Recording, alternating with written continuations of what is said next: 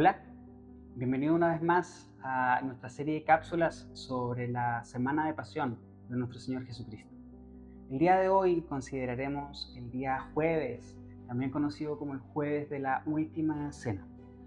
Este día de esta Semana de Pasión es muy denso en cuanto a las situaciones que ocurrieron, las situaciones que se generaron y también el significado de estas situaciones.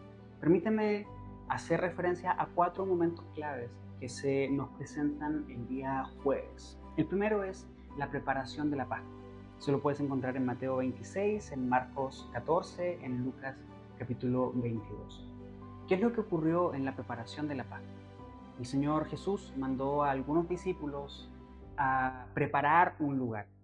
Y en esta encomienda que Jesús les dio, les indica también cómo reconocer a un hombre.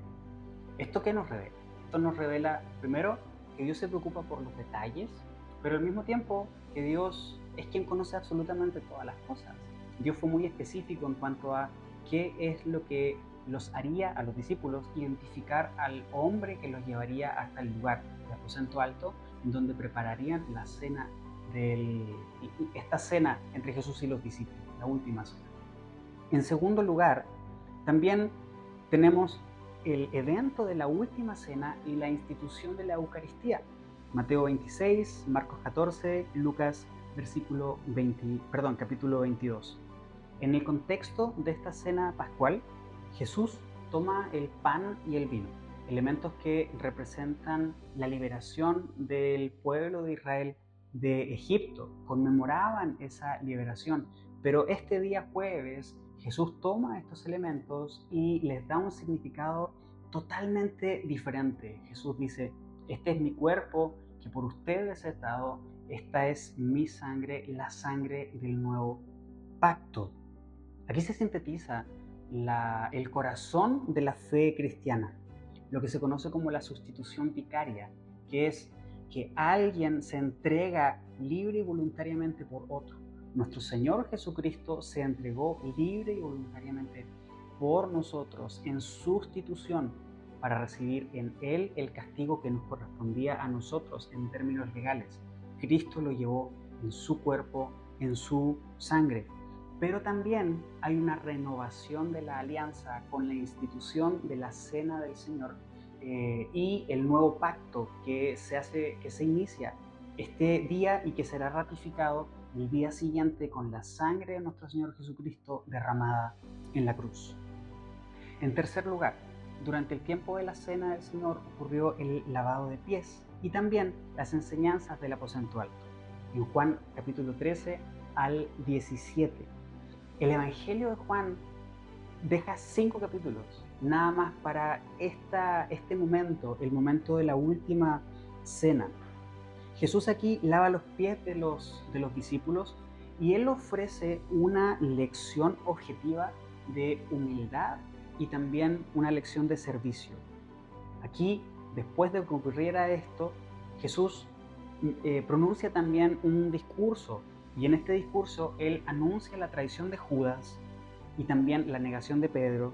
Él promete al Consolador, que es el Espíritu Santo, y Él también ora por la unidad de los suyos, de sus discípulos y en definitiva también de su pueblo, de su iglesia.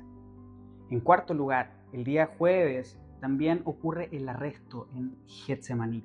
Mateo capítulo 26, Marcos capítulo 14, Lucas capítulo 22, Juan capítulo 18.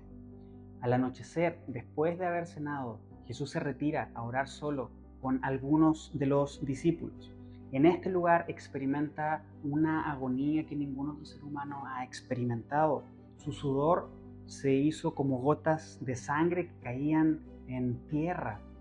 Es un momento de profunda humanidad de nuestro Señor Jesucristo, pero al mismo tiempo de obediencia perfecta, expresado en estas palabras que tú y yo conocemos: no se haga mi voluntad, sino la tuya.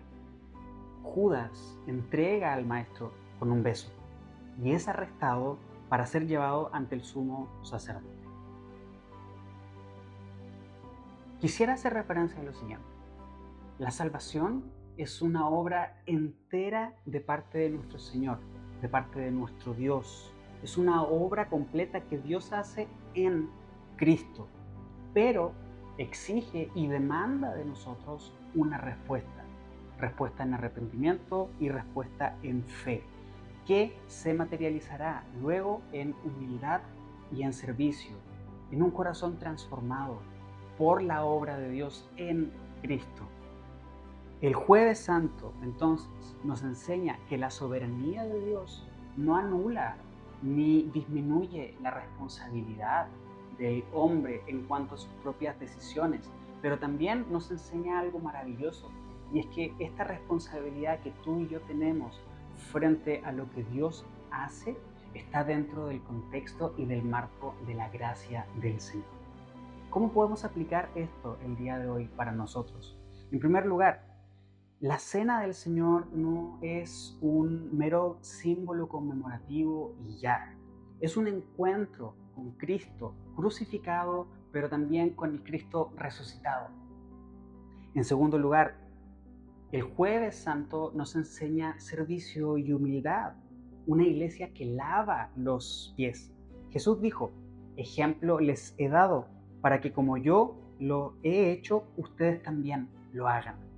La iglesia de hoy está tentada a buscar el poder, la posición. Sin embargo, Jesús nos enseña que el verdadero liderazgo se basa en el servicio, y que en esa relación de servicio es que nos debemos relacionar unos con los otros.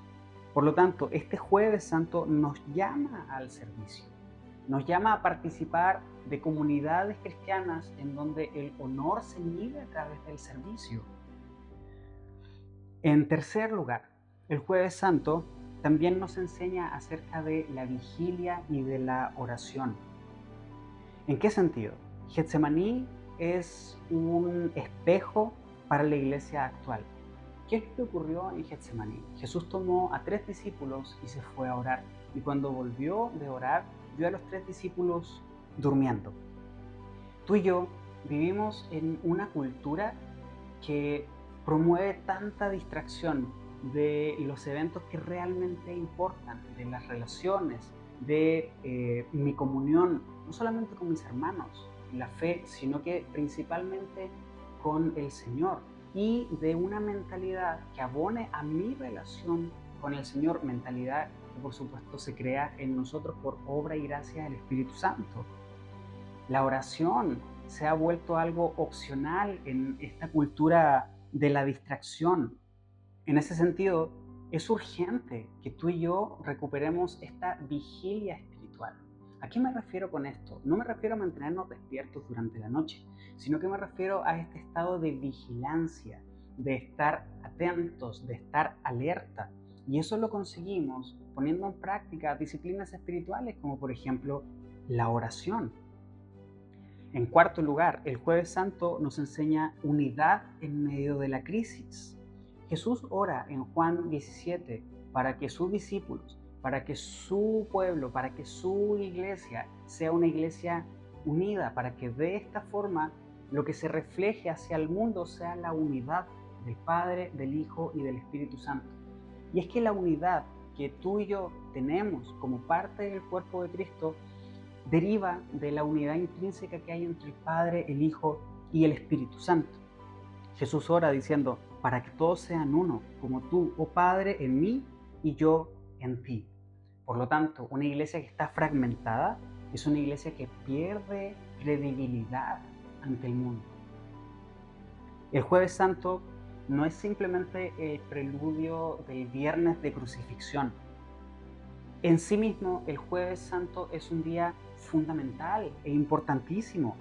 En él, Cristo nos entrega el memorial de su obra, que es la Cena del Señor. También nos revela un modelo, el modelo de su carácter, que es el servicio. También nos da la garantía de su presencia, que es la promesa del Espíritu Santo.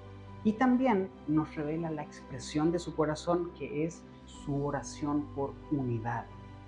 Para la iglesia del día de hoy, Este Jueves Santo nos desafía a volver a lo esencial, a lo realmente importante, una fe que se nutre de la mesa del Señor, una fe que se expresa en un servicio humilde, una fe que se fortalece en oración vigilante y se manifiesta en una unidad que refleja la comunión del Padre, del Hijo y del Espíritu Santo. Que Dios te bendiga y nos vemos mañana.